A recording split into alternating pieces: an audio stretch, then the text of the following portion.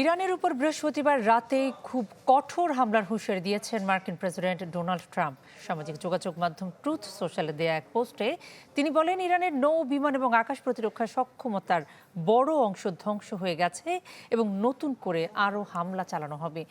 একই পোস্টে ট্রাম্প ইরানের গুরুত্বপূর্ণ তেল রপ্তানি কেন্দ্র খার্ক দ্বীপ দখল এবং দেশটির তেল গ্যাস বাজারের উপর নিয়ন্ত্রণ প্রতিষ্ঠারও হুমকি দেন।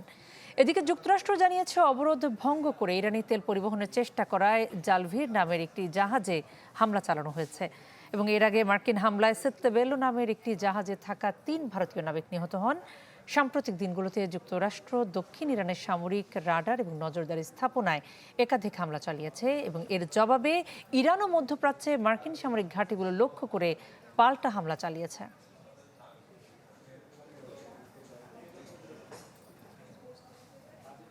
নগদ নিয়ে এলো হার না মানা হার অফার। সর্বনিম্ন ১০,০০০ টাকা রেমিটেন্স নগদে পাঠালে থাকছে স্বর্ণের হার জেতার সুযোগ।